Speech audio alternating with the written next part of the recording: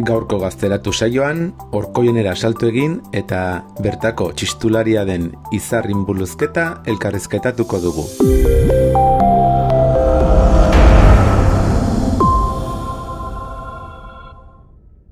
Izar, hemen gaude txistularia zarelako ez? Nola sortu zitzaizun txistuarekiko amodioa edo noiz hasi zinen, azaldu pixka bat zure historia? Ni hasi nintzen 7 urterekin txistua jotzen, Orkoiengo musika eskolan. Nire amak txikitatik txistua jotzen zuen, baina gero utzi zuen. Orduan, ni eskola joaten nintzenean talde batekin elkartu zen. Eta hortik nire etxean guztio txistua jotzen hasi ginen. Eta hortik aurrera. Gogorra da txistularia izatea ez? Nola dira ensaioak? Asko sakrifikatu behar duzu txistularia izateko edo? Ez. Gogorra ez. Hobi normal bat dela. Da hobi bat, baina ikasi behar da asko. Azkenean ez bakarrik txistua. Dira gauz gehiago, no? Ni joaten naiz kontserbatorioa eta ditugu harmonia, piano eta gauz gehiago aparte txistu. Orduan, kontserbatorioa baldin bazoaz, entxaiatuko duzu pila bat astean, ez? Pila bat. Zenbat egunetan joaten zara bertara? Ez dira egunak, ez maz, orduak. Urteak daude banatuta orduetan, orduan zuk urtsasieran eskatzen dituzun egunak. Orduan, urte batean joan altzara 5 egun baino bakarrik egun bakoitzan ordu bat, edo altzara joan 3 egun eta egun bakoitzan 3 ordu horrelako zerbait. Gero txistuarekin ateraldiak egiten dituzu ez, festetan edo herrietako festetan, ez Orkoiengo jaietan zu ateratzen zara txistua festera? De hecho, baino ez, nahi dudana, si me apetece edo bestela ez. Ez zaituzte behartzen, ez? Eta ze festa duzu gustoko entzu pertsonalki? Ni, jotzeko? Bai. San Ferminak. Eta aterazara noizbait San Ferminetan? Normala ateratzen ginen 7an eta horrela, eta pasaren urtean izan zen nire lehenengo eguna jotzen udaletxean, 6an. Zongi ez? Bai. Iazko Euskal Herriko txistulari elkarteko gazte azpitxapelduna izan zinen. Nola azpitxapelduna izan zinela? Ez dakit. Azaldu txapelketa hau nola joan zen, zergatik joan zinen? Esan zidan Aitor joatea, dela nire irakaslea. Eta ni nahi nuen joan txikitan joan nintzelako ikustera. Eta nahi nuen joan ikustera, agera nuen irabazi. Gelditu nintzen bigarrena, baina oso ongi, porque nik uste nuen que no me iba a llevar nada a casa. Baina, hori. Esperientzia polita izan zen zuretzat? Bai. Zer da azpimarratuko zenukena esperientzia horretatik edo zurentzat aberasgarriena izan dena? Urte horretan aurreratu den guztia. Azkenean da molinarekin da horrela, ikasi nuen asko abesti horrekin. Uste duzu Euskal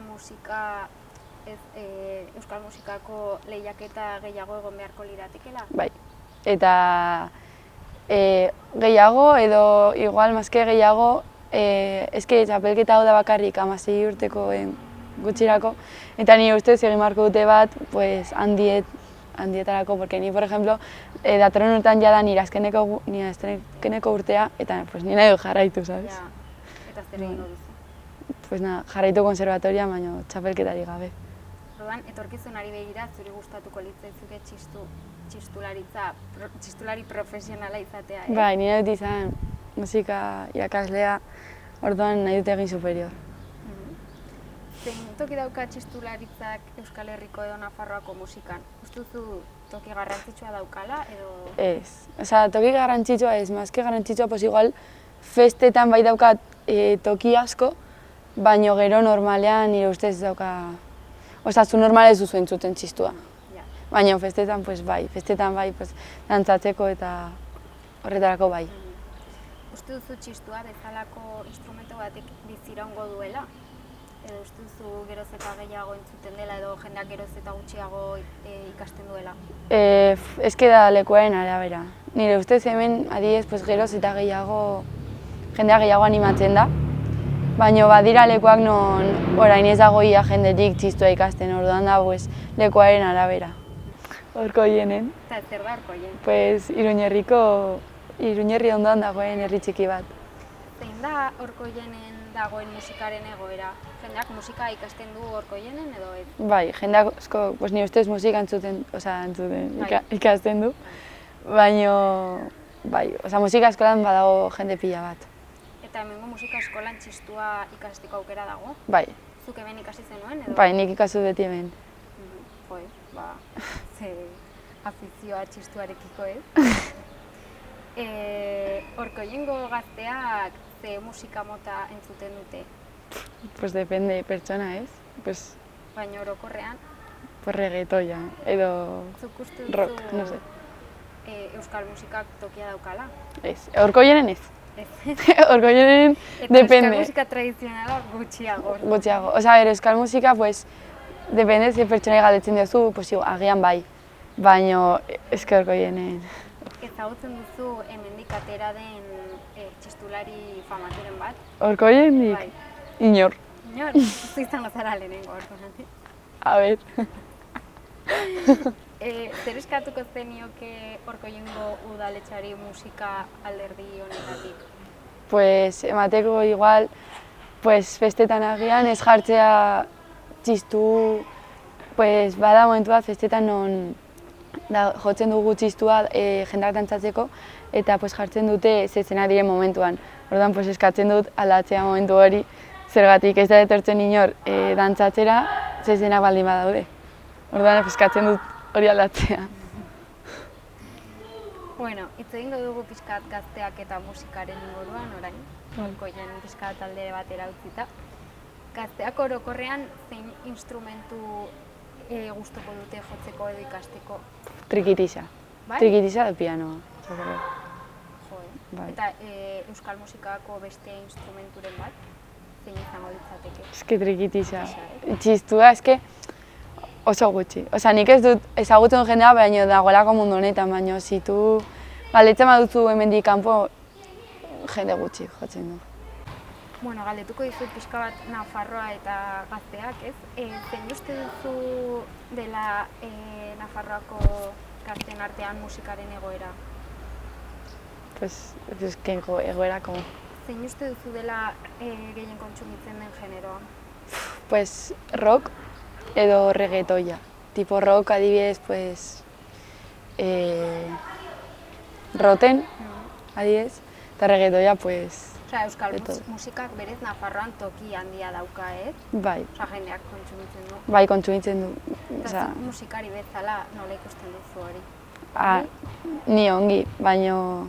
A ver, euskal musika, ¿a qué te refieres? En plan, euskal musikaren egoera. Zein motatako Vale. musika. Pues nik ikusten dut ongi. Osea, nire ustez dago ongi, lehen zen gutxiago, nire ustez. Bueno, Izar, ja bukatuz joango gara. Nahiko zenuke azken hausnarketarik egin edo zerbait eskatu nahiko zenuke? Euskal txistuaren, A euskal ver. musikaren egoerako betzeko edo Pues, ongi zauden bezala. visibilitate gehiago ematea, eta pues, txapelketarena, pues, egitea txapelketa gehiago ez. Osea, bai, egia da dela zaila, pues, denbora gutxiagoan obra bat prestatzea. Azkenean, pues, obra bat prestatzea lan asko dauka. Eta ongi dago urtean bat egitea, baina nire ustez 16 urtetik gorakoak ere pues, nahi dugu txapelketan parte hartu. Orduan behar dugu txapelketa bat. Zein da zuretzako zure obrarik gustokoena? Pues, nire ustez egin dudana orain txapelketan. Zein, Soleko fantasia. zergatik. Pues, Damorianekin pues, dauka gauza asko. Eta txistuarekin, ez da erreza, orduan pues, ematen du jokua hor lan egiteko. Eta gutxien gustatzen zaitzena, zein da? Eske, obra baino gehiago dira ariketak, eske zaizkit gustatzen ariketak egit, eskalak, Noizbait pentsatu duzu txistua uztea, Bai. edo, bai? txikitan. Eta zergatik. Pues, eske, ematen zidan pereza asko ensaiatzea, osea, zen exagerau. Orduan, pues, ni pentsatzen utzi total, ez naiz iritsiko inora, porque va a ensayar. Orduan, pues, eske ni pentsatu dut, behin baino gehiagotan uztea. Gainera esate dute txistua dela instrumentu oso zaila ikasteko, ez? A ber, Daukala teknika eta oso... bai, eske jendeak uste du dela bakarrik haizea botatzea. Ja, Baina, a ber, eske azkenean zu bakarrik ikusten duzu behatza mugitzen direla eta izan botatzen duzula. Baina, eske mingainarekin daude teknika asko eta azkenean, pues, egin behar duzu batera, mingaina mugitu eta behatza mugitu. Eta gero, damolinarekin batera jotzea, pues, ez da oso erreza. Claro, sinkronizatu behar duzu. Bai. Eta hori nola ikasten da? Pues gutxinaka, ez arazten rebotarekin de primeras. Lehenengo egite dituzu, pues, beltzak eta horrelako gauzak, eta gero ja azten zara txistuarekin jotzen batera. Gero rebotea, eta gero bilketatekin azten zara ja jotzen rebotarekin, baina kostatzen da asko. Bueno, baina honekin bukatuko dugu ezakit zerbait gehiago gehitu nahi duzun. Ez. Mila esker elkarrizketan parte hartu izanagatik. Vale.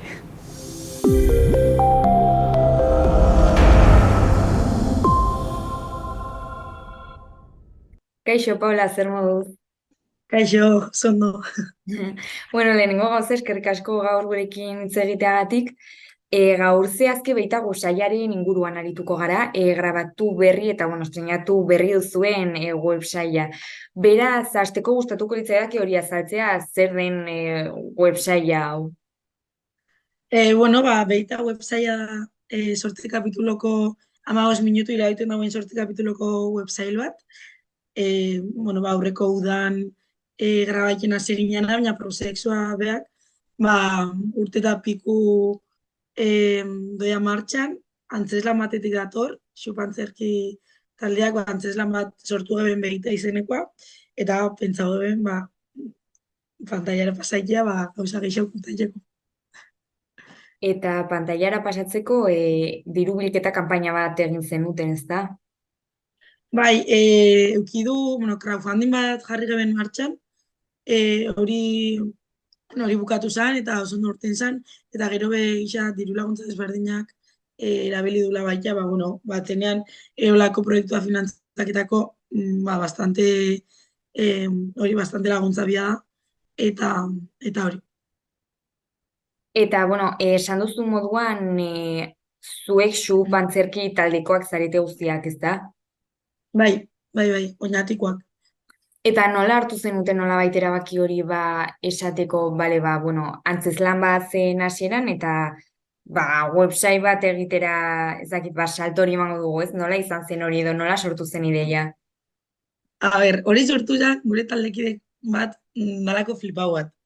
Orduan, bukatu geben, ningeben antzeslana 3 pase izan zean, 2 egun eta 3 pase, eta jentea super gustora urten eben, gube gustora geuzen, eta sentitzen joen como que, ez dakit, zehoze biage bela, eta gure taldeko bat nalaun flipau, esan eben, serie bat enbio. Eta beste saspirok esan eben, vale.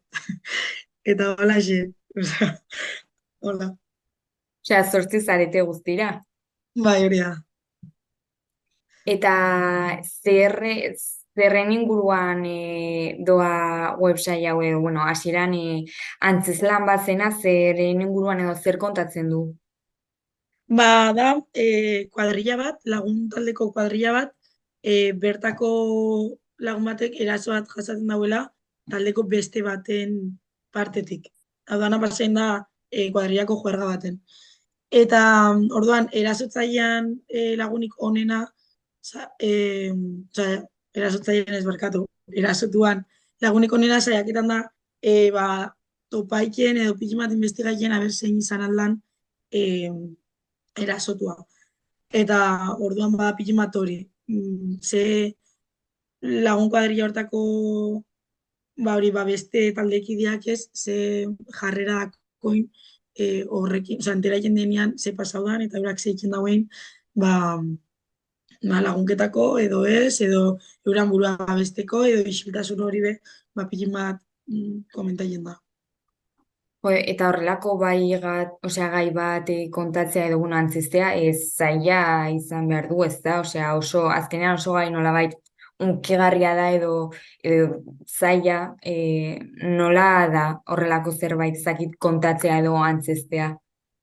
Itxa da, ez dela igual zuk zure iritzitxa mutea zure egunerokotasunean, zure lagunakin olako gaixen inguruan, edo antzerki bat, edo telesail bat, webserie bat itxia gisa kontuz askokin familiarela eta gu behasiran beldur hori bageukan, ez? Zatia, ez dakit ondo gabitzen kontaiken, edo zelako gaixak berzino asko dako, eta gauza asko aldia gaizki ulertu, edo zein detaile gaizki kontauta, gaia beste zehose alda izan.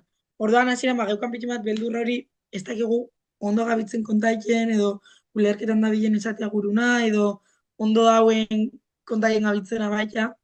Orduan egisa da, aditu batzukin berbain jula, osea, orokorrean websitean berroa egiten da gaztun inguruan. Hau, eraso bat medio, zentrua, baina bai egiten da berroa drogan inguruan, edo hori gurasoariko nerabiak, edo jokoan menpekotasuna, sexu harremanak izateko igual beste modu batzuk, eta holakoak orduan. Egitza da, saiatu garela, aditu ezberdinekin berroa egiten, gidoiei jazte gidarako orduan. Eta nola izan da grabatze prozesu guztia, ezberdina izango delako antzestetik grabatzera pasatzea, ez da? Bai, totalmente. Izan zian 2 hilabete, gutxi gora bera, o 2 bat gutxiu, atope, 24 ordu 7 egunetan segido, Armosa, Huaskaldu, Afaldu, dano batera. Eta hori isa desberdina dela, segu aktore lanetan egotiaz gain, beste, hainbat lanino, izan gara, departamentu ezberdinetan banatu gara, produkzioa edo erropa eta makillajea edo janari xabe egun hortan, jendeak indieben edo ekipo teknikoan laguntzai edo lokalizazioak tupaien ez dakit, eukidu lan pila bat aktore izatiaz gain. Orduan egisa oso ezberdin izan dela, antzerki bat da, ensaiau, eta gunean bertan, eta listo.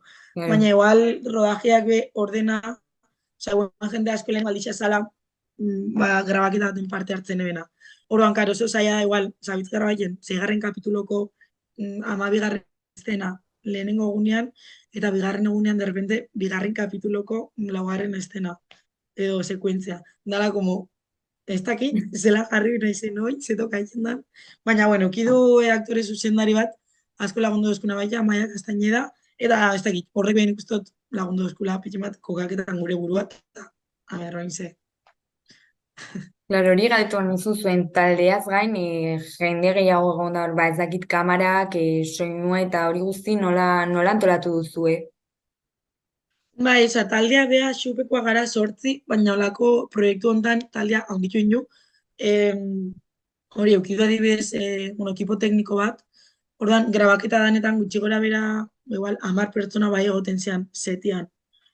Aktore zuzendarixa, eta gero ekipo teknikoa be, kanpotik karrikiako jentea izan da, momentu honetan be, apustu gura etxe izan geben, kanpotik jentea ekartea, eta hori.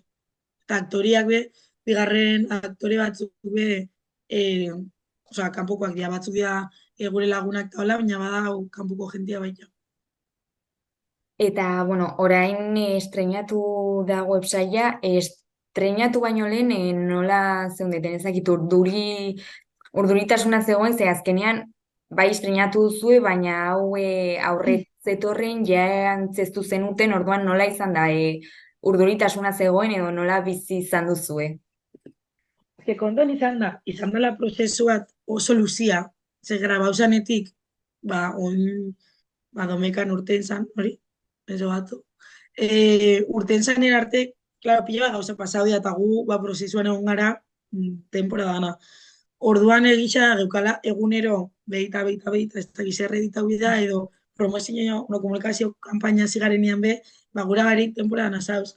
Orduan, aiaitzen da momentua, kanpora ortenten dela, lehenengo 4 kapituluak, eta da, kanpoan dauz, eta ni pertsonalki, eneuen, nerviosa, zan gaitxo igual, espektatiba horreik jendeak, ez dakit gustauko da, ez dakit ulertuko da, edo geixo gura dauen, edo ez, nerviosa beden ikustot, justo, kasu honetan, ez dela izan, hainbeste, denbora gehi, larrei eukidulako gainean.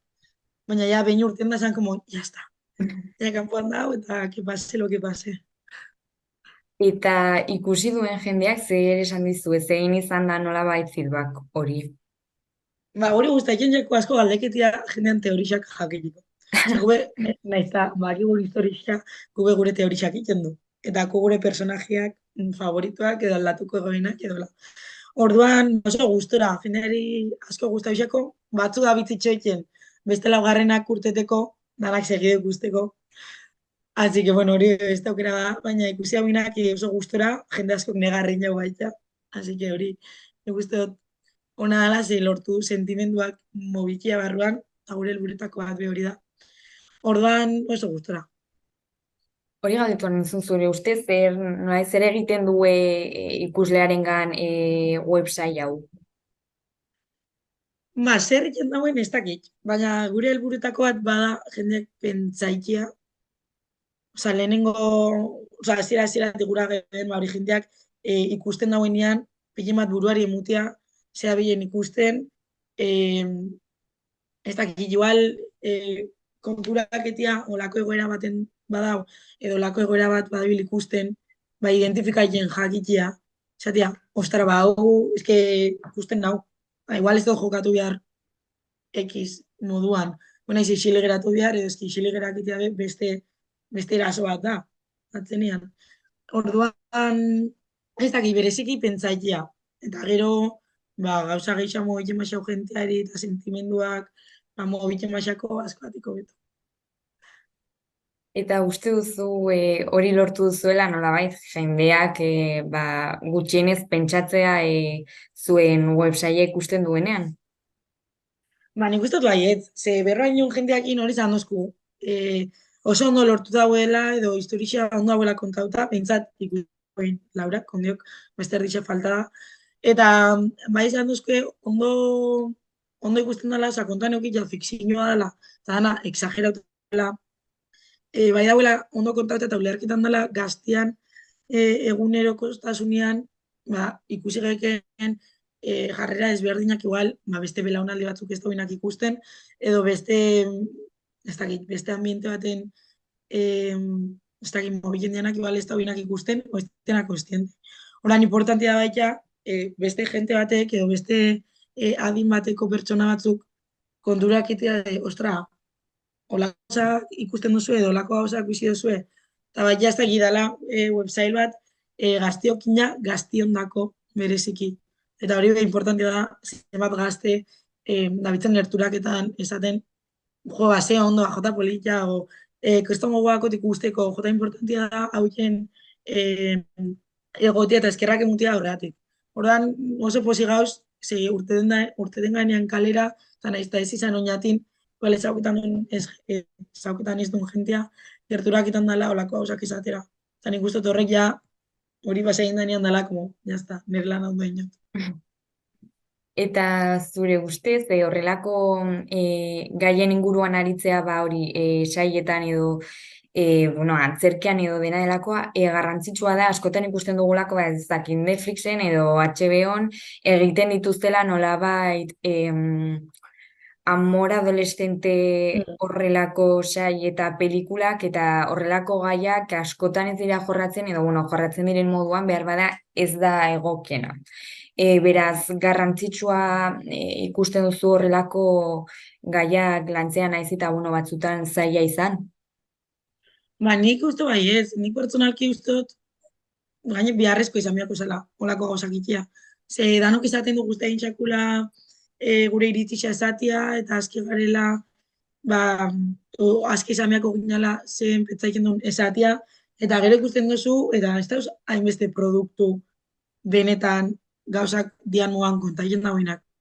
Eta orduan zuk ez bezu konsumitzen olako gauzak, eski gero zure egunerokotasunean oso zaila da zure buruari emutia, eta pentsaitea, eta bestale batetik atrebitia olako gaixen inguruan behar baitera.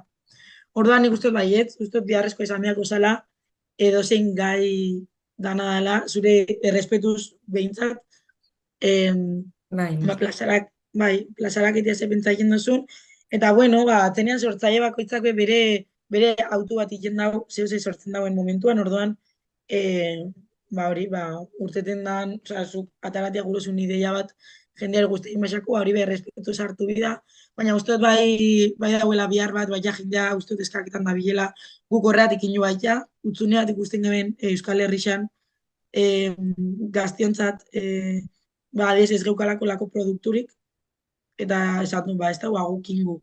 Ordan ikustu dut jendeak biharra kola gumoan, olako gauzak ikustiko, karo, guk ez du ikusi behar, zeia gukin du. Baina bintzat, beste jende bateri aukeria mutia, olako zeukileko eta euskeraz gainera. Eta, klaro, orain garrantzitsuena non ikus dezake jendeak sail hau. Hogeita bostean, ekainako eta bostean, urten zan, Gazte Erratiko YouTubeko kanalian, eta ustaiak bixian urtengo dira beste laurak. Primeran eta orain bai amaitzeko, beraz, zer esango zenioke jendeari animatzeko hau ikustera? Anima oso guapo hauela. Hori oso zamur ikusten dira, guztira bi ordu iraungo behin. Guk kriston gogoak ninu, asko disfrutatu ikusten, egiten, eta ikusten baita. Eta ez dakit, ez dut importantia dela, olako gaixen inguruan berroa ikia eta ikustia. Animau baita, ez dakit, olako proiektu bat buruan badakotze, nik beti jente animaukot, ze guk zerotik hasien jo dana, oran guk albu, beste edo zeinik behar laguin. Eta hori, eta Instagramen beharraiketako, margazki oso politia gabitzela egoten, eta mekinofak eta olako bidizioko igokula. Eta hori, animau ikustera, eta gu oso eskertuta dengo garela. Ea jendeak ikusten duen. Bueno, Paula, ezakit zerbait gehitzea gustatuko litzaizuken, edo zerbait gehiago esatea. Eskerrik asko gonbidaketeat. Eskerrik asko zuei. Agur, ondo segi. Agur. Gobierno de Navarra. Nafarroako gobernua.